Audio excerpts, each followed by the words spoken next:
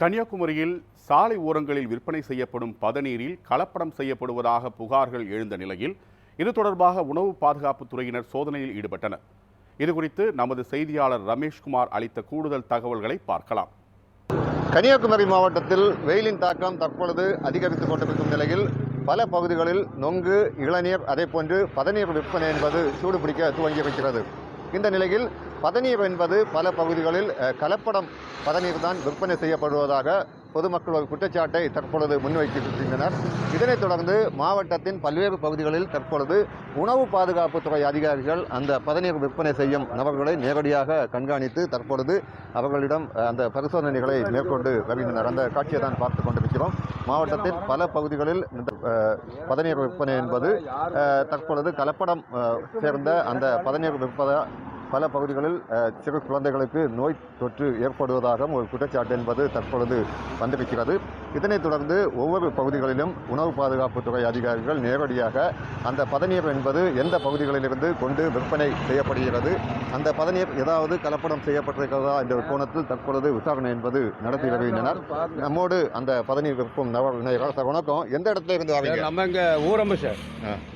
அக்கானி நாங்கள் இயற்கையாக எடுக்கோம். நீங்கள் பணக்கிட்டே பார்க்கலாம். இயற்கையாவில் பொருள் உலகத்திலே அக்கானி தான். நீங்கள் அப்படி நம்பிக்கைலாம் நீங்கள் டேரக்டாக பணக்கிட்டே காமிக்கலாம். 10 பேர் பணையர் தான் சார். இப்போ பல பகுதிகளில் இந்த இதில் கலப்படம் மனுஷன் ஒன்றுல இருப்பாங்க சார். கலப்படம் இருப்பதாக சொல்கிறாங்க. நோய்களும் வந்துட்டு இருக்கதா சொல்கிறாங்க.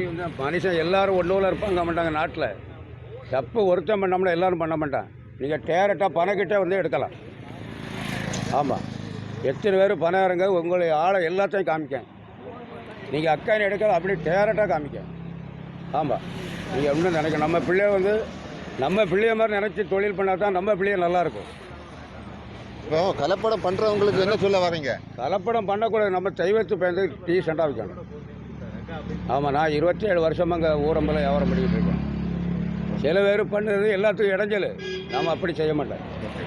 அவர் நேரடியாக அவரிடம் கேட்கும் பொழுது அவர் கலப்படம் செய்யவில்லை எனவும் பலர் தற்பொழுது கலப்படம் என்பது செய்கிறார் என அவர் தெரிவிக்கிறார். இதே போன்று பல பகுதிகளில் மாவட்டத்தில் தொடர்ச்சியாக இந்த கலப்படம் என்பது அதிகரித்துக் கொண்டிருக்கிறது.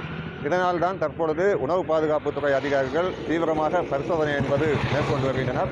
உடனே மாவட்ட நிர்வாகமும் இதை தீவிரமாக கண்காணித்து வரும் நாட்களில் ஒரு கலப்படம் இல்லாத பதநீர் விற்பனை உறுதி செய்யப்படுத்த வேண்டும் என்பதை அனைவரது எதிர்பார்ப்பாக இருக்கிறது. நியூஸ் 7 தமிழுக்காக கன்னியாகுமரி மாவட்டத்திலிருந்து ரமேஷ்குமார்.